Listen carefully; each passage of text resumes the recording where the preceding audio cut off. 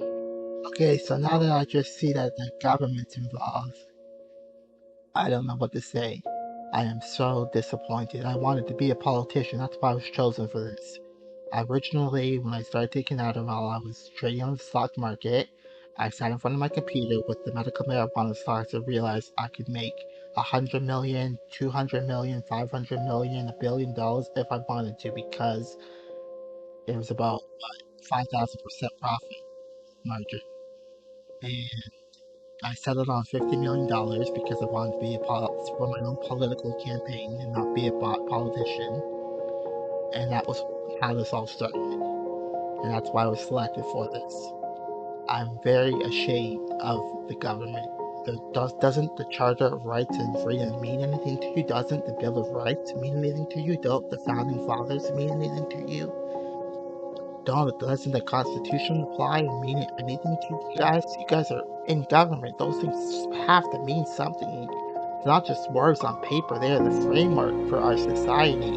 Those weren't just four random men. Those were four unique men who were chosen by God Himself at the toughest time of our country that we were going through. And they changed the fate of the entire world. And doesn't their word hold true to any of you guys? How can you guys live with yourselves? How do you come to work every day, tearing the Constitution just a little bit? That's what the enemy wants us to do. They want us to go against our government. They want us to tear the Constitution apart. They want us to be just like them in that part of the world. We're just playing into their hands. We can do better, people. We can do better. We are offered a very rare opportunity in a very rare event. God Himself is monitoring everything, doing a lot of things to help me, and of course help you guys. You probably don't realize that what God does, but He does it all. My problem, now that I know it's government, is that I fell in love with life. I've never been in love before, except for life. I have true love for living in life. I figured out the meaning of life, and the meaning of life is to find true love and preparation for God's eternal love that's guaranteed to all of us at the end of existence. When existence ends, not the afterlife, when existence ends, we all get to see and appreciate God's eternal divine love. I felt this love many years ago, about 8 or 9 years ago. I was on my computer, was listening to Binary Beats. Oneness with God, talking to Jesus, one way, of course. Jesus was not talking to me at all. I did not have any contact with God at this point. Well, very little. It's more psychosis. And I went to my balcony, I looked up at my balcony at the sky, I said, God, where are you? Where are you, God? And I come back to my bed, and I get on my bed, and I cover up, and a bright light, a beautiful white light appeared to me. And the light, guys, is so bright. We humans could never create a light that bright. It's impossible. And I got up and I walked closer to the light to analyze it. And as I got closer to the light, I realized that I started feeling something through my whole, every orifice of my body. And at first, I'm like, what am I feeling? What is this? And it took me a couple minutes to figure it out. And what I was feeling was pure divine love. God's eternal divine love is that powerful. You feel it radiating through your whole bodies. The light then spoke to me. I walked away from the light while I was speaking to me. I walked into my bathroom because it was too much for me to handle. And it followed me into the bathroom, spoke to me some more, and disappeared. And that was one of the encounters. Another encounter directly with God was God took me directly outside of time and where He resides. God is not living outside of time. And when we talk to God outside of time, well, here's how it works. You can see how I'm talking right now. You guys are pausing. You're listening to my words. You're interpreting what you want to respond to, what you want to say, what you want to type, what you want to think. But when we talk to God, He gives us an eternity. The whole conversation is done faster than the infinite. Every single word that can be said is said. The whole conversation is done. One of the faster than we all can do in a second.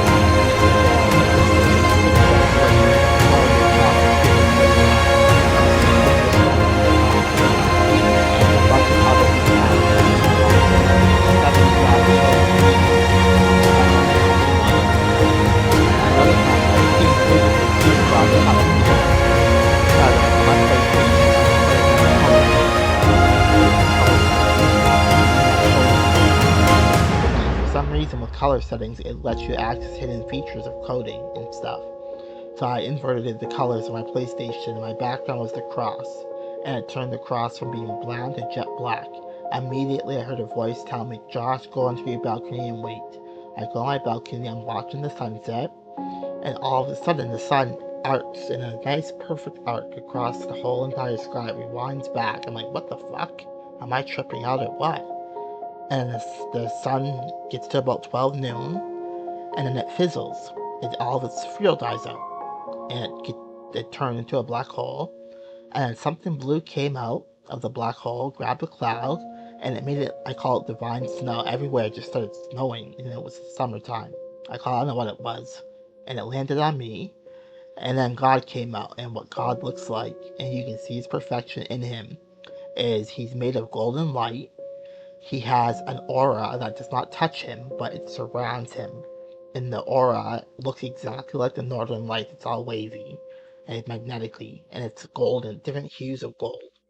God himself is bright gold with a gold crown, and in his heart is a big bright blue light, a huge big bright blue light directly in his heart.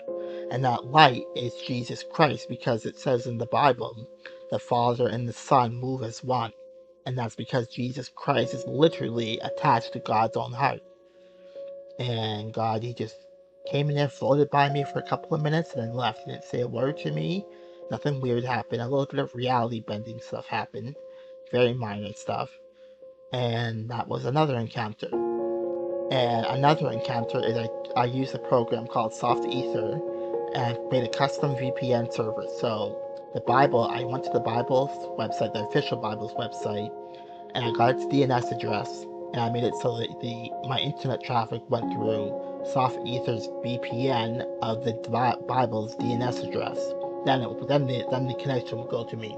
The second I did that, I heard it's now heart with Satan and a bunch of other thous.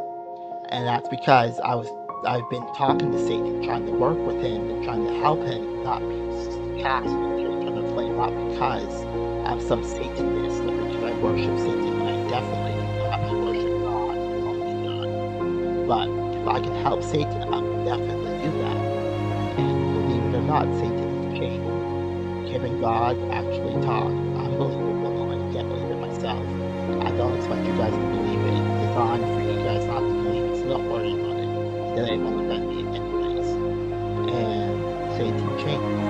He's no longer as narcissistic as he was before. He's doing a lot better. It's amazing. And then like this one huge, complex, intricate puzzle that we're all in web of. Don't you guys want these gifts that God's giving me? Don't you guys want these cool things to happen to you? Don't you guys want to know all the time that God has lifted you up? When you've been in sorrow, when you've been in the freezing rain in Toronto, with your hands, with your knees on the ground, looking up at the sky like the Shawshank Redemption, and you're about to give up, and you hear that song, and it changes everything. Or do you want moments where you just be fleeting through life, drifting, unconsciously, basically, just being a mindless robot? No pun intended to me, huh? Yeah. And I don't know why you guys are so held back. It's so sad that this is the state of our government. It's so beyond sad, because I'm such a highly political person. I really wanted to be a politician so bad, but I see the way that the CIA and the N.S.A. worked, and it's very, very sad. I found out who assassinated JFK. It was Fidel Castro who assassinated JFK. It was not the government like people think. It was Fidel Castro. He survived 93 assassinations attempts. I got to talk to Martin Luther King Jr. I got to talk to Abraham Lincoln. Abraham Lincoln told me I knew that this would happen. I knew he was locked up in India. That's all he told me.